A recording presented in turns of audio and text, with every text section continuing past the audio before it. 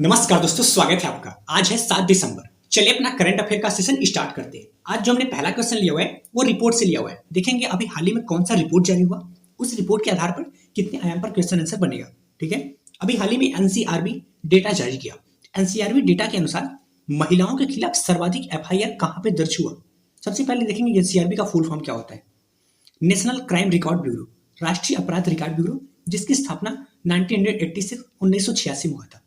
ये रिपोर्ट क्या बताता है? इस रिपोर्ट के आधार पर यह पता चलता है कि महिलाओं के अपराध संबंधित कितनी एफआईआर दर्ज हुए।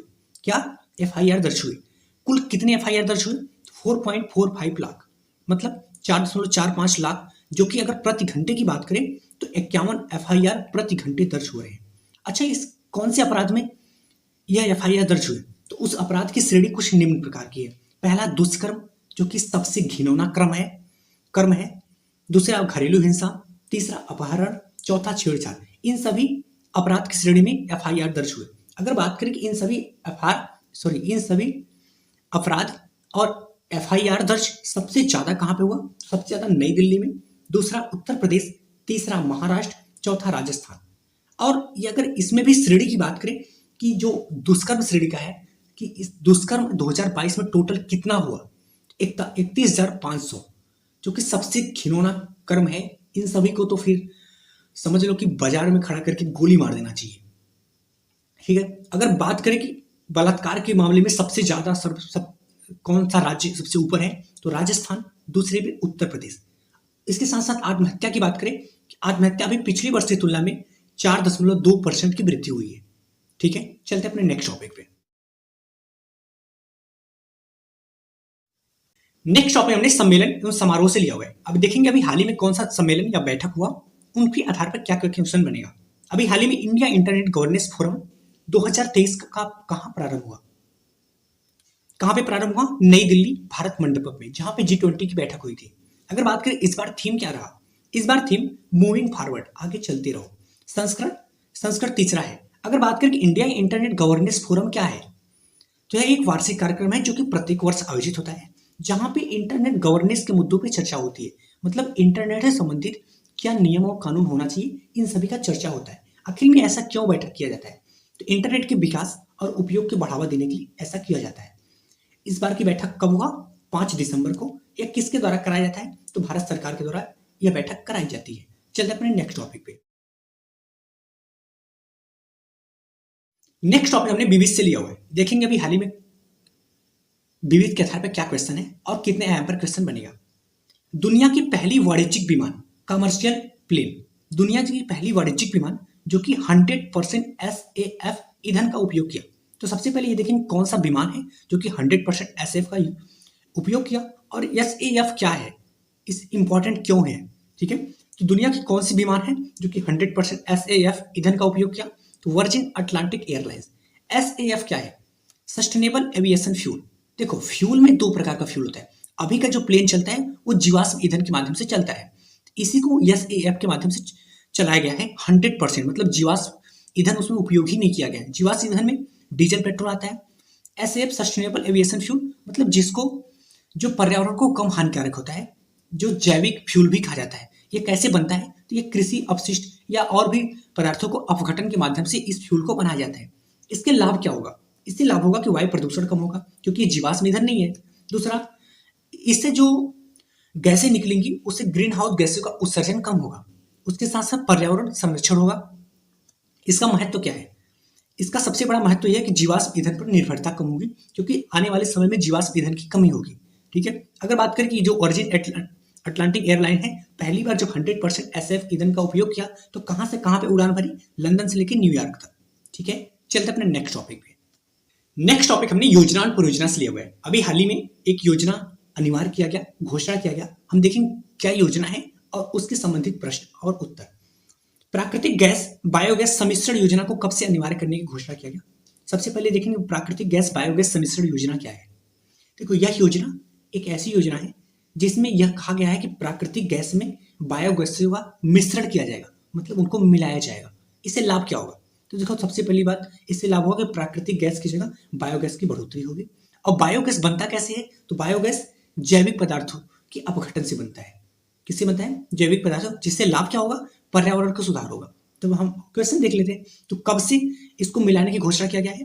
तो यह कब से 2025-26 से अनिवार्य कर दिया गया है कि आपको प्राकृतिक गैस में बायोगैस को मिश्रण करना ही पड़ेगा।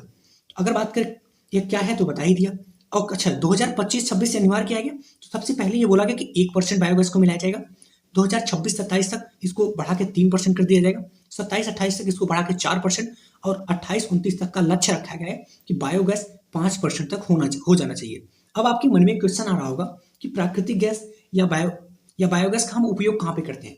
देखो, जहां भी ऊर्जा का उपयोग होता है, चाहे वो ऑटोमोबाइल इंडस्ट्री हो या घरों में हो, जहां भी ऊर्जा का उपयोग होता है वहां पे हम इसका उपयोग करते हैं।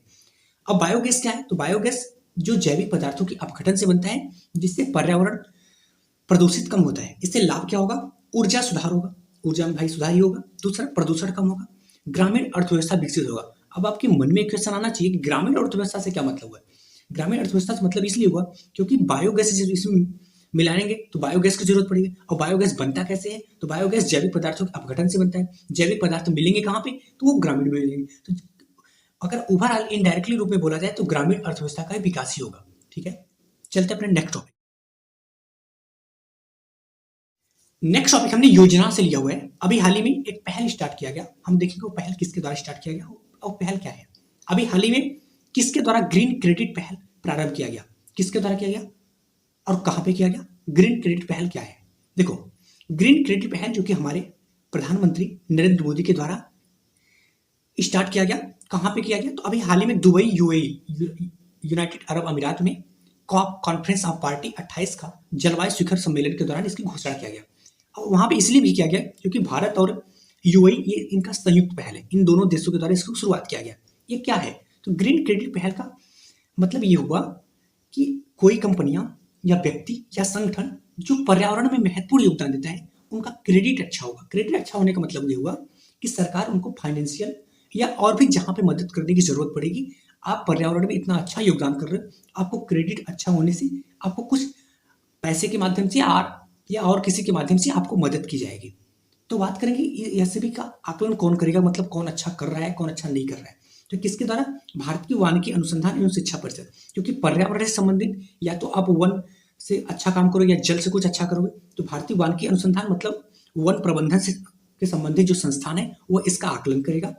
तो इसी के आधार पर इनको यह ग्रीन क्रेडिट के तौर पे मदद किया जाएगा। अगर बात करें क्या इसके दौरान मोदी जी के द्वारा और भी कुछ घोषणा किया गया? जी हाँ, घोषणा तो नहीं किया गया, मतलब प्रस्ताव रखा गया, लेकिन ये इंपॉर्टेंट है।